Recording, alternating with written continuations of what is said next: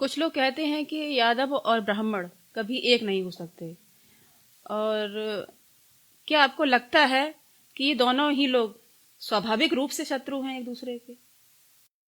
ये कुछ ही लोग कहते होंगे, और जो कुछ लोग कहते होंगे वो मेरे ख्याल से राजनीति से ही संबंधित लोग होते होंगे। जी जी जी। क्योंकि मेरा मानना है कि ये तो कोई भी जानकार आदमी नहीं कहेगा। जी। यादवों की जो उत्पत्ति है वो भी एक ब्राह्मण माँ की कोख से ही है। जो यदु थे महाराज, उनके पिता जो ययाति थे, ययाति की पत्नी थी देवयानी, और देवयानी दैत्य गुरु शुक्राचार्य की पुत्री थी। और शुक्राचार्य एक ऐसे ब्राह्मण थे असुरों के, जो उस समय बृहस्पति जो देवताओं के गुरु थे उनसे भी ज्यादा श्रेष्ठ सोच थी। वो एक तरह से एक साइंटिस्ट थे। उन्होंने एक ऐसा मंत्र इजाद कर लिया था जिससे मरे हुए व्यक्ति को जीवित कर दिया जाए। तो उनकी पुत्री थी देवयानी थी।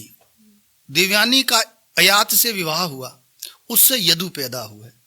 तो ब्राह्मण की कोख से ही यादवों का जन्म हुआ है। तो ये मुझे तो लगता नहीं कि उनकी माँ जब ब्राह्मण। दूसरी बात, कन्हैयालाल माणिकलाल मुंशी ने एक किताब लिखी है, बड़ी अच्छी किताब है, अगर कभी मौका मिले तो आप लोग भी पढ़िएगा, भगवान परशुराम।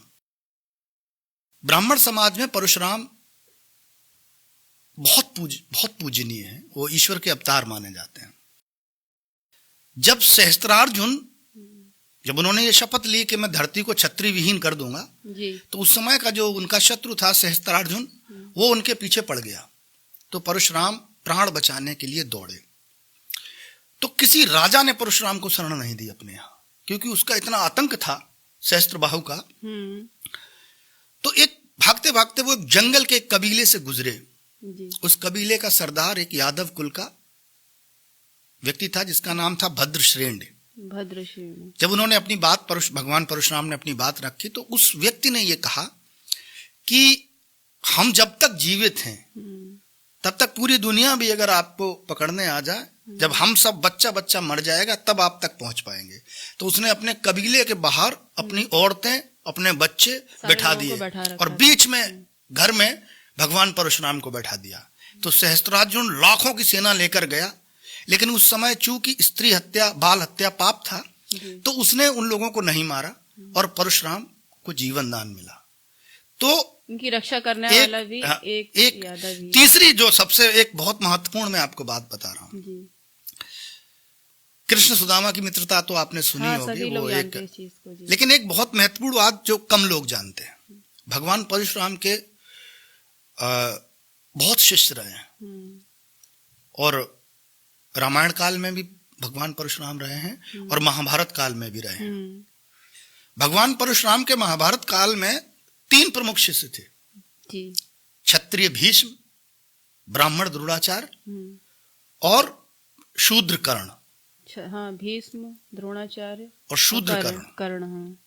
लेकिन जो सैकड़ों साल के तप, रिसर्च और ज्ञान से उन्होंने जो सुदर्शन चक्र अपने पास सुशोभित अपने पास रखा हुआ था अपने शस्त्रागार में, वो भगवान कृष्ण को बुलाकर सौंपा।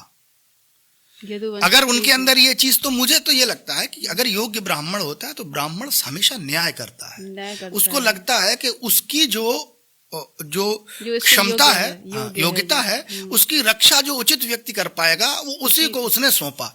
तो जो सुदर्शन चक्र था वो भगवान कृष्ण को सौंप दिया। और दुनिया में इतने उनके शिष्य थे, बड़े बड़े महान उनके, भाई भीष्म से बड़ा तो कोई योद्धा था नहीं, द्रोणाचार्य तो अर्जुन के गुरु थे। लेकिन उस कृष्ण को उन्होंने उस सुदर्शन सौंपा। क्यों? क्योंकि उनको कृष्ण योग्य लगे। उनको लगा कि यही एक व्यक्ति है जो यदुवंशी था, कि यही एक व्यक्ति है जो समाज की रक्षा कर सकता है। तो मुझे लगता है बहुत थोड़े लोग ये बात कहने वाले हैं, जो लोग जानते होंगे वो इस तरह की बातों में कोई विश्वास नहीं करेंगे।